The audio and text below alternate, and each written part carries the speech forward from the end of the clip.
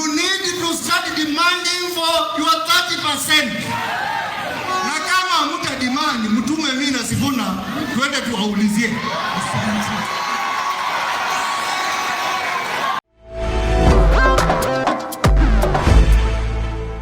I think it has become apparent over time that Moses Wetangula has lost his mojo in Western Kenya. And in this video, I want us to look at some of the reasons why that's the case. And with no further ado, let's get after it. Now, the first reason why Wetangula has lost his mojo is the sad reality that his stake in government doesn't translate to any development back at home. They agreed on 30% shares, but that 30% is never honored. Just listening to Osotsi lecturing Wetangula over the weekend because of the same phenomena. Kusikia ukisema ati budget mbetuwekea miradi yetu, lakini ukweli wa maneno ni kwamba hii budget ambayo wamepitisha miradi hapa magharibi wameweka pesa kidogo sana ambayo haiwezi kufanya chochote.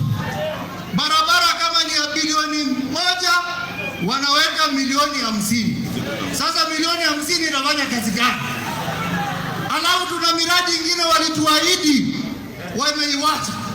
Kama hapa South Maragoli, Mheshimiwa Kagesi amekuwa akipigana hii school of government, hawajaweka hata ndururu hata moja. Na nyinyi mnatuambia 30%. Mheshimiwa Speaker, with due respect, I respect you. You need to start demanding for your 30%. Na kama mta demand, mtume mimi na Sifuna twende tuwaulizie. You know, Wetangula is like a father, a head of a family, who wants to be respected but doesn't put food on the table. You want to go to Trans Nzoia and Natembeya should respect you. You want to go to Vihiga, you want to go to Kakamega, and you demand respect in each and every county or constituency or ward that you go to. But there is no development trickling back down to them. I mean, you can't tell me if Wetangula was to deliver a 100-kilometer road in Trans Nzoia, would Natembeya be bashing Wetangula today? It wouldn't happen. So the lack of provision is what is causing Wetangula's popularity in the region to dwindle. I just wish Wetangula angekuwa kichwa ngumu kidogo like Rigathi Gachagua. Gachagua alisumbua Ruto in each and every single thing. Anaongelea shares. Because it's what they signed. This is not something that's coming out of nowhere. It was signed. If it is chief administrative secretaries, Rigathi wants his shares. If it is PSS, he wants his shares. If it is CSS, ambassadors, ikue parastatal, ikue hata ni police or wherever, he wants his shares. That is what made the president even impeach that guy. Because sayote anakukumbusha tu, anarudi tu pale kwa ile contract. Remember the shares. But Wetangula has no pushback. At no point is he nudging the president. Because if he was doing it, we would hear Farouk complaining about Wetangula. We would hear Oscar Sudi complaining about Wetangula. We would hear the inner circle of the president having issues and friction with Wetangula. That is how you know someone is fighting for your rights. So that's a wake-up call for Weta. If he can streamline that and start demanding the shares and Nyanze could trickle down, I think he'll have little to no opposition down there in Western Kenya. Now, the second reason why Weta lost relevance is the post he took. A speakership role is a very suppressed role because you are confined to one building. It is your job to oversee MPs speaking gibberish. Sa zingine hata ni vitu hazina faida. And while you are confined there, Natembeya is moving around, he's cutting his share of Western Kenya. Salasi is moving around, amekata share yake ya vijana. So eventually unatoka pale unaenda Western, you meet opposition. In politics, foot soldiers are not enough. You have to be there every so often. If foot soldiers were everything, Rigathi would be in Wamunyoro forever. Angekuwa anatuma Methu, Karungo Wathangwa and the others. Ruto would be staying in State House. Farouk Kibet na angekuwa anamtafutia kura na kina Oscar Sudi. But you have to be there. People want to see you and hear you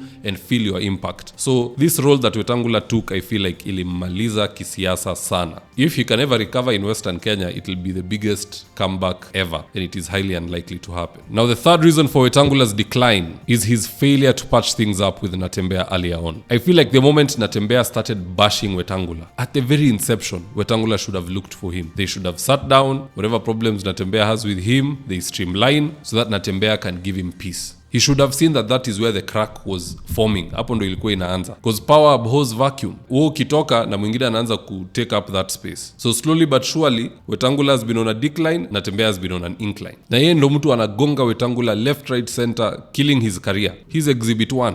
Kuchagua kwenda kama mahali popote. Kama unataka kufanya biashara Trans Nzoia, karibu. Ukitaka kuwa mkulima hapa, karibu. Ukitaka kuja tu hapa kupiga story kama Wetangula, karibu. Maana hii Trans Nzoia tunakaribisha. And here's another. Funga. Haya. Umutambo, umaskini, bulolo, chinda, wivu, uongozi mbaya, Wetangula, Ford Kenya, Ford Kenya, Ford Kenya. Yenye watu muko chonjo.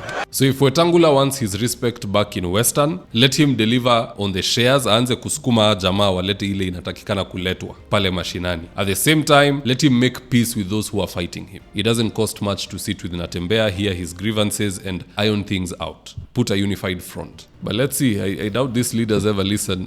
They have their PAs and other people in their ears telling them the exact opposite of what needs to be told to them. But at the end of the day, that's just my opinion, guys. Do let me know your own comments in the comment section below and I'll do my best to read them and give you a response. In the event you're here for the first time, please go on and hit the subscribe button. And if you're watching from a different platform, just head on over to YouTube, search for David Wafula. Hit the subscribe button, you're going to be getting a ton of content of this nature. If politics is something you're passionate about, this is definitely the one channel that you really need to subscribe to. Alright guys, adios.